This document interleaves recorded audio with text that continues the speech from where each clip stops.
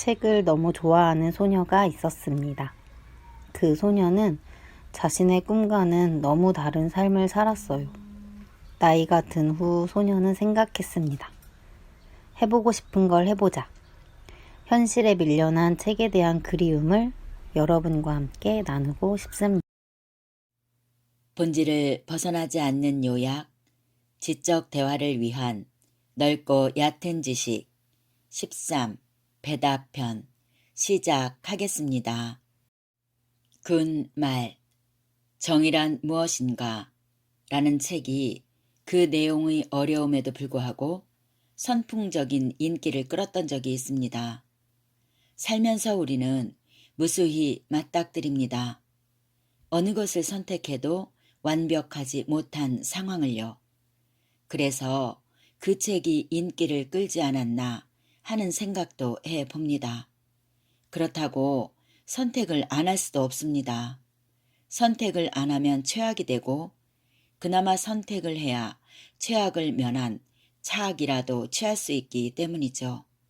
선택, 그것을 도와줄 수 있는 최소한의 안전장치가 고전이 아닐까 생각하며 정리를 시작하겠습니다.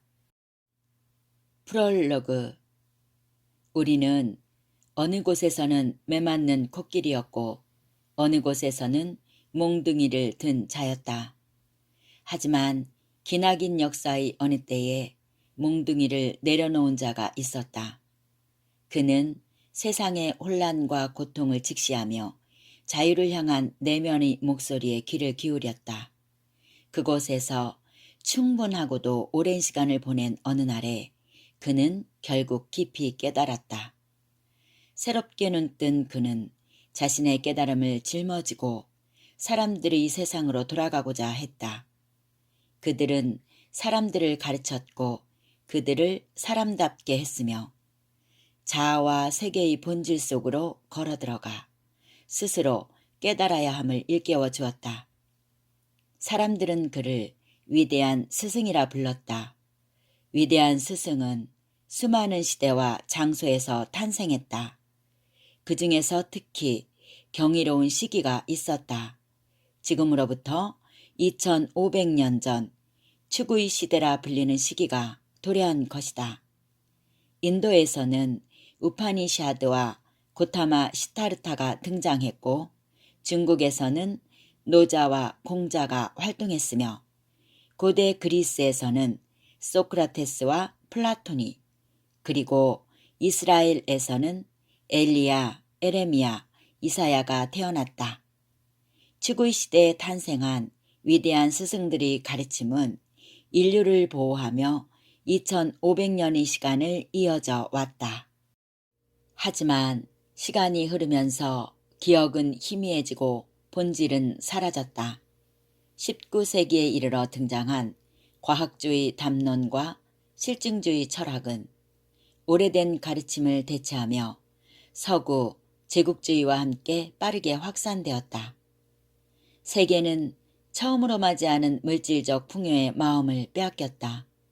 하지만 그 결말은 두 번에 걸친 세계대전과 냉전, 그리고 물질 중심의 시장 경제였다. 21세기의 기술 발전과 함께 등장한 대중매체와 소셜미디어는 말초적인 욕망을 쏟아내며 우리에게 말한다.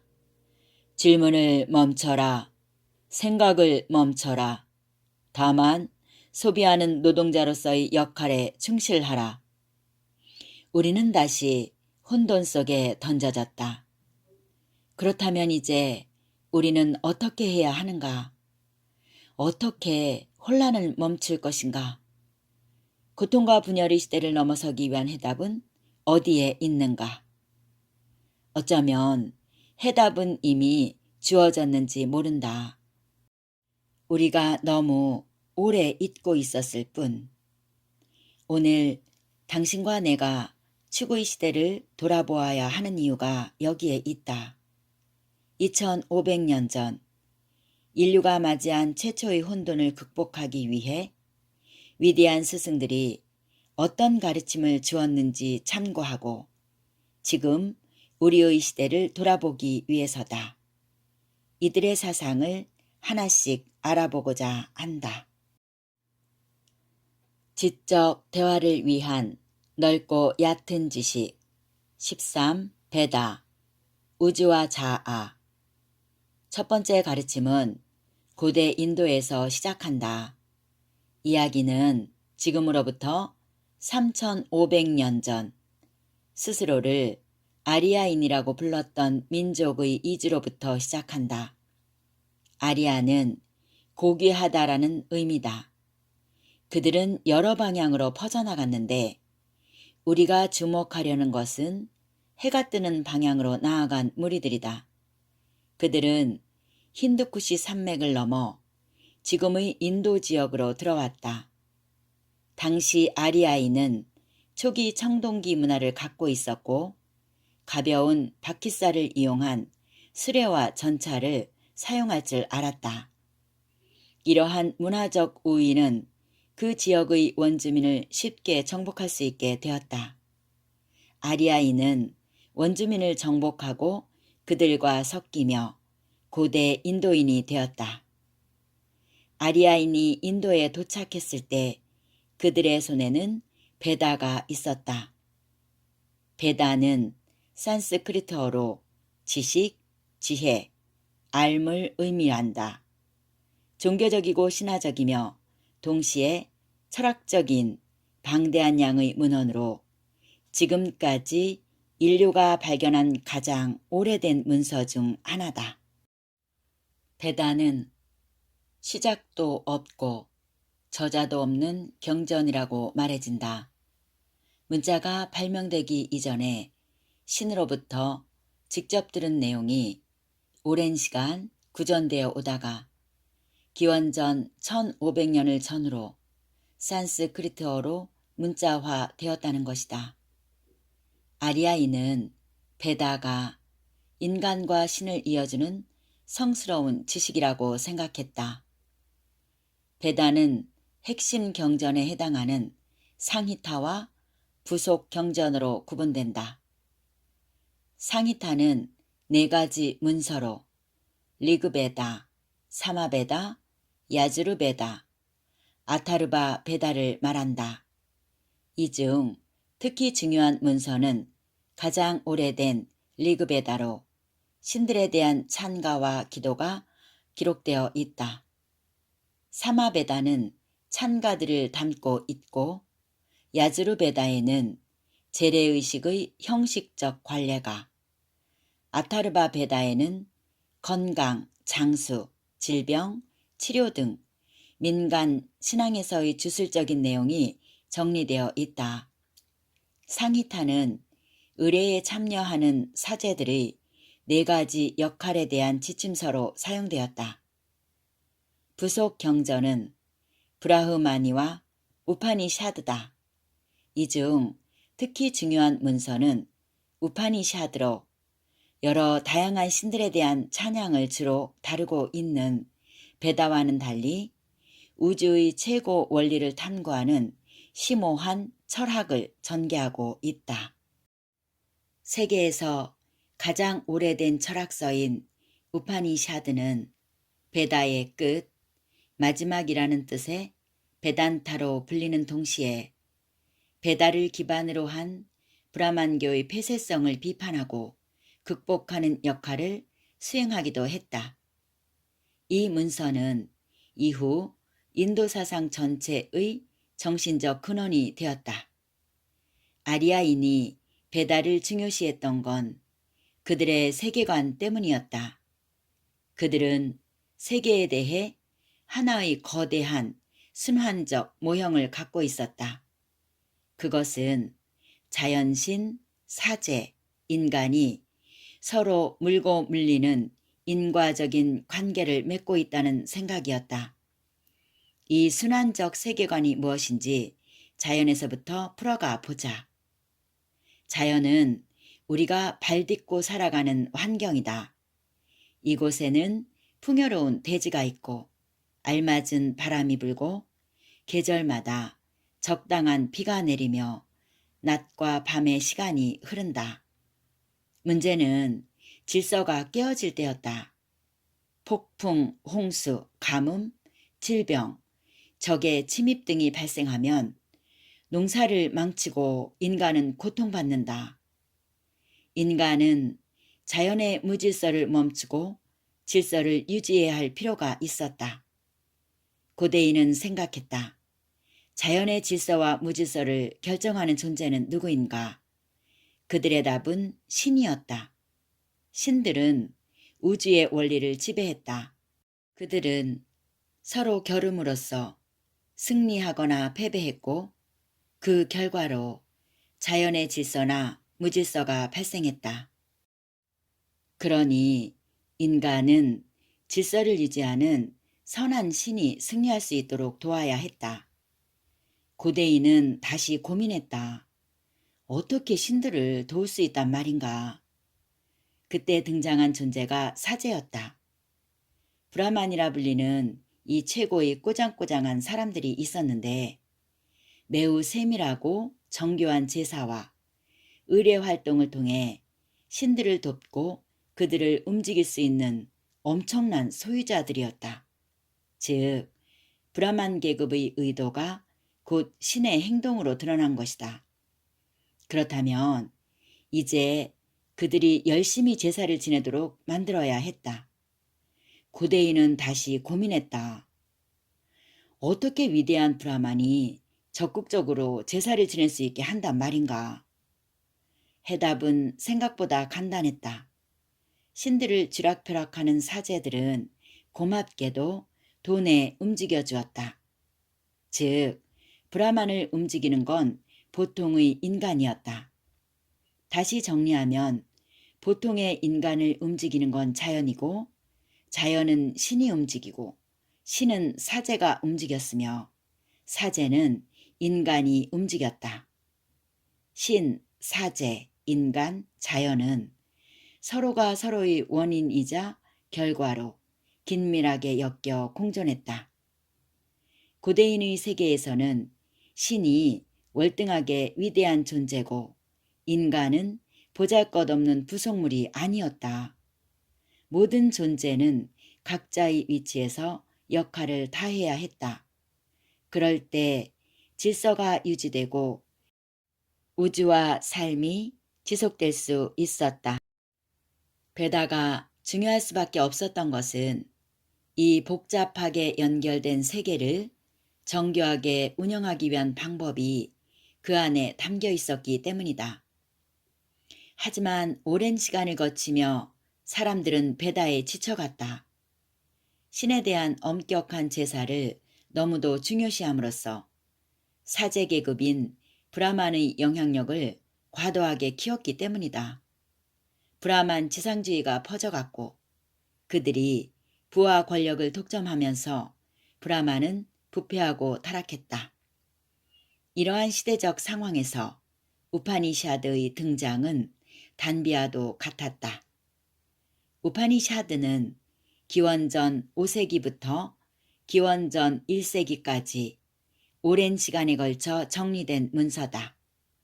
산스크리트어로 가까이 앉다라는 뜻으로 스승과 무릎이 닿을 정도의 가까운 거리에서 제자들에게 비밀스럽게 전수되는 지식을 의미한다.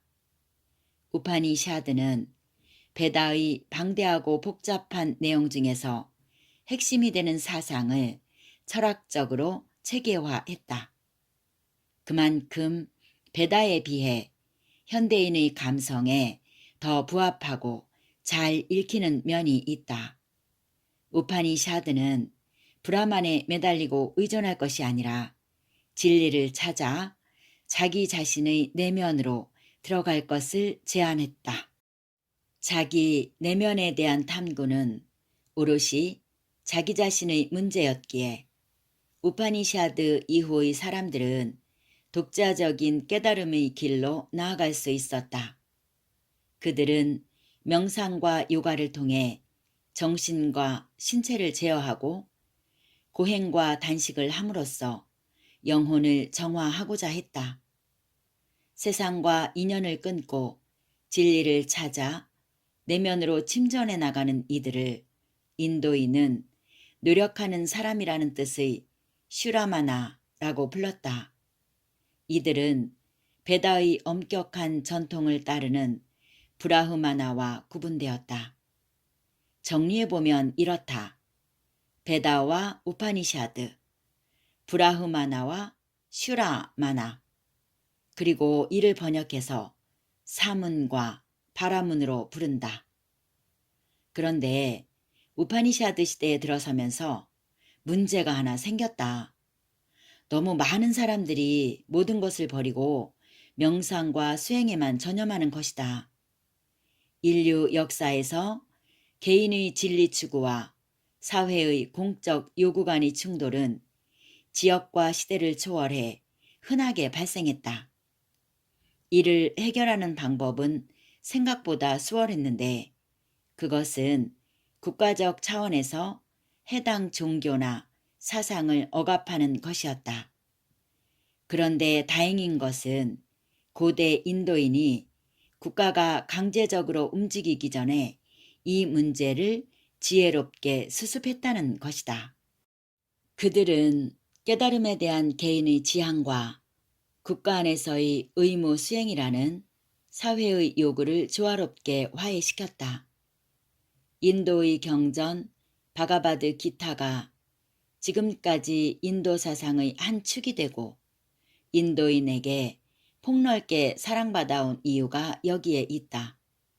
바가바드 기타는 이 문제의 해결 방안을 제시했다. 어떻게 그럴 수 있었는지 알아보자.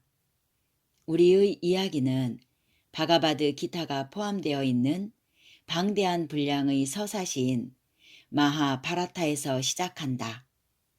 기록에 의하면 바라타족은 현재의 인도 델리 부근의 쿠루크세트라라는 지역에서 영토 문제로 친족 간에 거대한 전쟁을 치렀다. 마하바라타는 이 전쟁을 다루고 있다. 6권이 바가바드 기타다. 바가바드 기타는 이 대서사시의 절정이자 힌두인의 성서로 다뤄진다. 바가바드 기타는 산스크리트어로 신의 노래 혹은 거룩한 자의 노래란 뜻이고 줄여서 기타라고 부른다. 이 문서는 베다, 우파니샤드와 함께 힌두교의 3대 경전이자 가장 중요한 철학서로 여겨진다. 고대부터 지금까지 인도인의 정신적 지침서였고 시대를 초월해 많은 이에게 사랑받고 있다. 바가바드 기타는 왕자 아르주나와 그의 마부 크리시나가 나누는 대화로 이루어져 있다. 전쟁터에서 형제, 친척에 맞서 싸워야 하는 도덕적 딜레마에 처한 아르주나에게 크리슈나가 다르마, 즉 의무에 대해 설명하고 이를 통해 신에 이르는 길을 제시하는 내용이다. 크리슈나가 아르주나에게 해주는 이야기는 자신에게 주어진 의무를 다해야 한다는 것이다. 그것은 모든 사람에게도 마찬가지다. 개인은 국가와 사회 안에서 자신이 맡은 일과 책임을 의심 없이 수행해야 한다. 그리고 크리슈나는 여기서 한 걸음 더 나아간다. 그는 우리가 주어진 의무를 의심 없이 수행해야 할 뿐만 아니라 여기에 더해 그 행위에 의한 결과와 보상을 기대해서는 안 된다고 말한다. 바가바드 기타가 인도인에게 환영받았던 이유를 이해하려면 인도 사상의 근원인 베다와 우파니샤드의 사회적 차이를 이해해야 한다. 그것은 베다가 세속적 측면이 강한 반면 우파니샤드는 탈속적 측면이 크다는 것이다. 앞서 알아보았듯 베다는 정교한 제사를 통해 신을 움직이고 그 신이 인간의 삶에 도움이 되게 하는 것을 목표로 삼았다. 즉 삶의 공간에서 크게 벗어나지 않았다. 하지만 우파니샤드는 가정, 사회, 국가에서의 역할보다는 자기 내면에서의 깨달음을 중요시 했다. 세속과 탈속의 가치는 언제나 균형을 가져야 하지만 바가바드 기타 이전의 인도 사회는 우파니샤드의 영향이 압도적이었다. 많은 사람이 가정과 사회를 떠나 유랑하고 고행하며 초월적인 해탈을 추구했다. 개인에게는 구원이지만 국가에는 큰 골칫거리였다. 이때 바가바드 기타가 등장한 것이다. 이 새로운 가르침은 세속과 탈속이 화해할 수 있는 길을 제시해 주었다. 아르주나는 세속적 의무 앞에서 이것이 무슨 의미가 있느냐며 갑자기 탈속적인 태도를 취한다. 이에 대해 크리슈나는 지혜롭게 답해준다.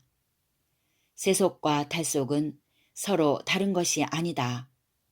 세상이 너에게 지어준 의무를 행하라.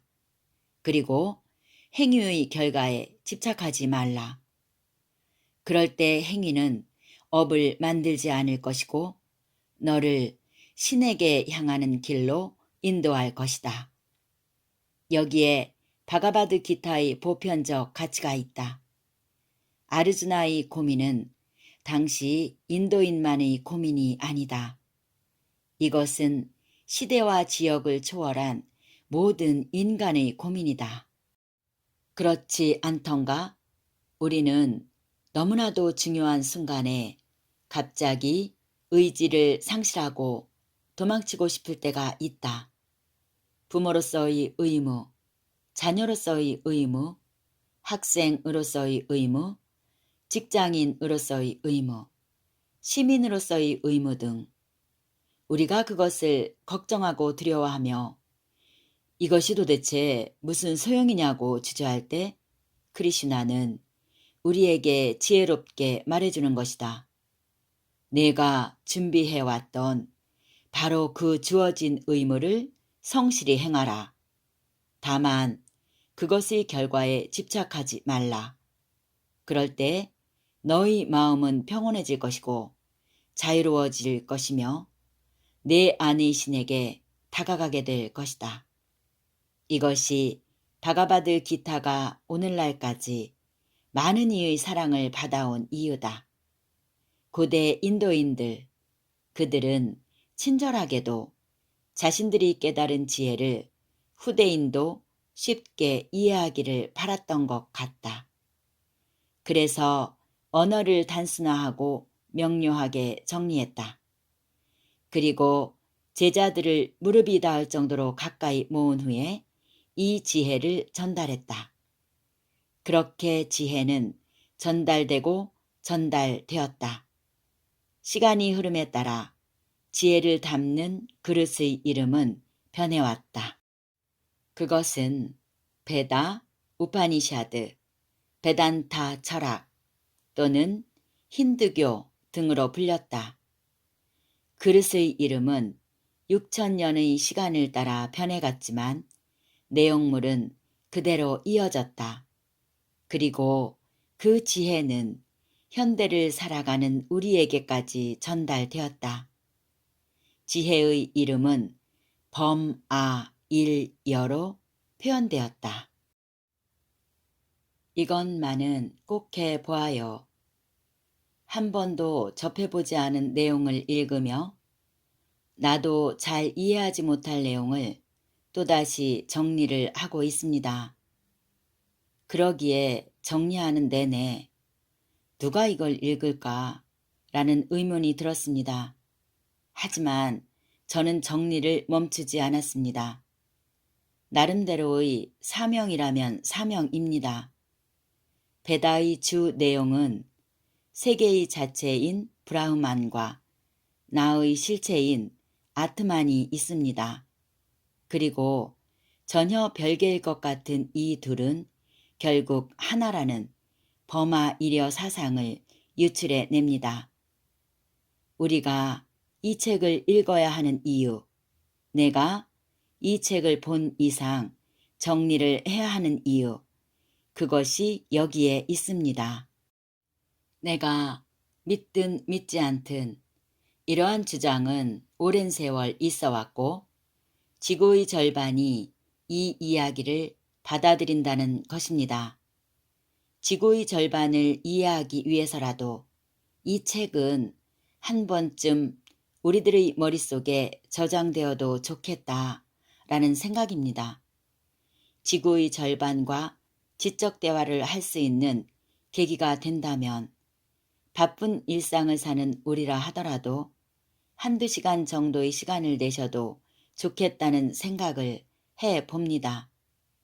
어쩌다 내가 이 책을 접하게 되었고 책을 통해 최 사장을 만나게 되었는지 감사할 따름입니다. 여기까지 함께 해주신 여러분 감사합니다.